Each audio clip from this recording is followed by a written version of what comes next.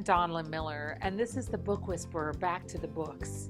This week, I'd like to talk to you about exploring loss through reading. Many of the children that we serve are suffering hard losses during their childhood years. They're losing their grandparents.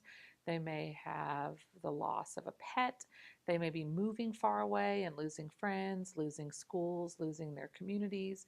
They may also be losing friendships and making new friends and struggling to find out where they fit in groups of other kids. While I think bibliotherapy is best left to actual therapists, I do think that reading books can offer us comfort, solace, and an opportunity to explore solutions to our own problems. Kelly Gallagher says that books offer us authentic rehearsals for life. And the way that characters and real-world role models can offer children the opportunity to role play and practice solutions can be powerful for them. I have a few books I'd like to share with you this week that explore themes of loss and grief that I know would make great book recommendations for your students.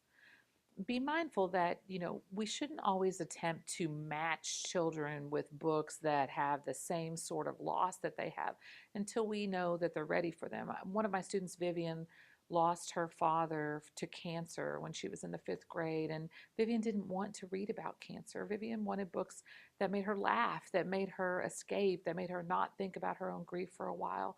And it wasn't until Vivian was older and her father had been gone for over a year before she was ready to go back and read books that explored cancer and loss in a way that she had experienced it. I'm excited to share with you Rita Williams Garcia's new book, Clayton, Byrd Goes Underground. In this book, we meet Clayton Byrd. He's very close to his grandfather, Cool Papa, who's a blues musician who's teaching him how to play. And Clayton is always asking for when he could have a solo performance. He's very close with his grandfather. I think it's a great multi-generational story. Unfortunately, Cool Papa dies early on in the book, and Clayton has to deal with the loss of his best friend, his role model, and also the person that led him to music. I think this would make a fantastic read aloud with students, but it also does help launch conversations about losing our beloved grandparents and people who are close to us. In Disappeared by Francisco X. Stork, we travel to Juarez, Mexico, which is riddled with crime, drug lords who are battling over territories, and also the mysterious disappearance of teenage girls who are kidnapped and never seen again. Our main character, Zara, has lost her best friend 4 months before, and they believe that she was kidnapped, and Zara's been using all of her free time to try to search for her friend to find out what happened to her. Zara's brother Emiliano is in love with a beautiful girl named Perla, who is out of his league. Her family does not approve of Emiliano, and he falls in with a tough group of kids who are leading him to make some possibly disastrous choices. The two siblings, because of the struggles that are going on in their lives, must flee Juarez to the only place they can go that they think is safe, and that's running across the border into America.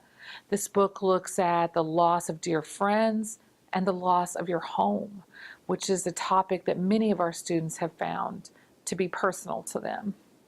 The third book I'll share with you is This Side of Home by Renee Watson.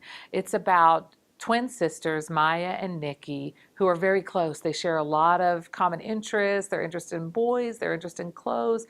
They even plan to go to the same college.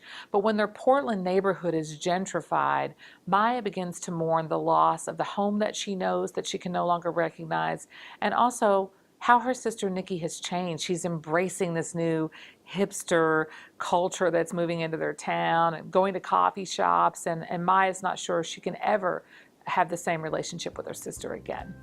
The books that we share and promote with students launch powerful conversations about our human experience and bring us together around shared experiences like loss and grief.